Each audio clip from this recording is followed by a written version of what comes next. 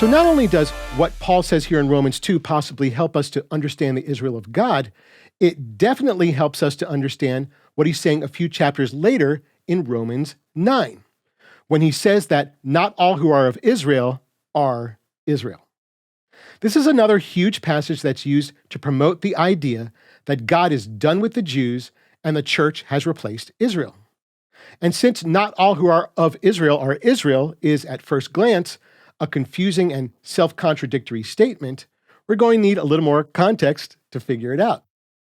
So in Romans 9, Paul's beginning to transition from addressing mainly Jewish believers to mainly Gentile believers, climaxing in Romans 11.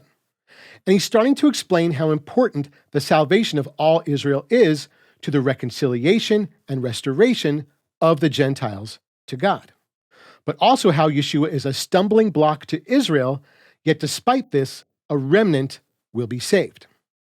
And he begins by expressing his grief and pain over his unsaved Jewish people, made even more excruciating given all the advantages and blessings they've been given by God.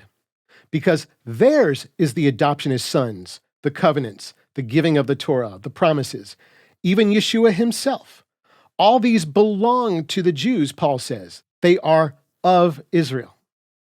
Then Paul starts to explain why Israel, his brothers, his relatives according to the flesh, are presently in such an overall sorry state. Though tens of thousands of Jews were already accepting Yeshua as Messiah, Israel as a whole had still not received him. And Paul says, beginning in verse 6, "But it is not possible that the word of God has failed," meaning that it's impossible that Israel's failure to accept Yeshua is God's fault. "For not all these who are of Israel are Israel, nor because they are seed of Abraham are they all his children." So Paul's saying that the reason why the Jewish people in large part failed to receive Messiah is because even though they're of Israel, not all of them are Israel. And even though they are seed of Abraham, they're not all seed of Abraham. They're not all his children. But in what sense can Israel not be Israel, or Abraham's seed not be Abraham's seed? How can you be both something and not that something at the same time? You do it by equivocating on the word Israel and giving it a double meaning. Just like when Paul said in chapter 2 that not all Jews are inwardly Jews. It's the exact same rhetorical language of is versus not that Paul's already used to amplify and intensify his point. So what Paul's essentially saying here is not that true Israel is no longer physical Israel, that the identity of Israel has been transferred to the church, but instead, to borrow language from Romans 2, he's saying that not all who are outwardly Israel are also Israel inwardly. The distinction between Jews outwardly and Jews inwardly, and Israel that is and Israel that's not, depends upon whether that Jewish person is fulfilled in Messiah. In other words, Paul's speaking about unbelieving Israel, in contrast to believing Israel, to Jewish believers. By identifying an Israel that's not Israel, Paul's not just reiterating how heritage and lineage are insufficient for salvation, but is conveying how a Jew who doesn't know his own Messiah is missing the core of who he is as Israel.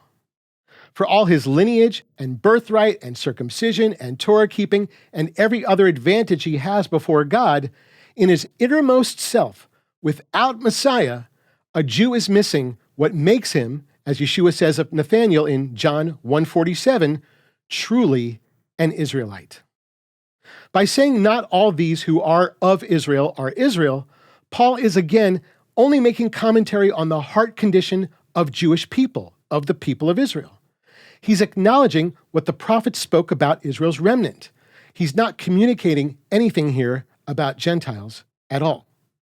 In fact, he finishes this thought about the Jewish people later in Romans 11, in the metaphor of the olive tree, calling these Jews who are not Israel broken off branches. The branches are still of the tree, but they've been separated from it because of their unbelief. It's the same thing he's saying here of Israel. They're of Israel, but not Israel. But most importantly, Paul ultimately says that these not Israel broken off branches, that God is able to graft them back into their own olive tree once they receive Messiah, making those who are not Israel, Israel once again.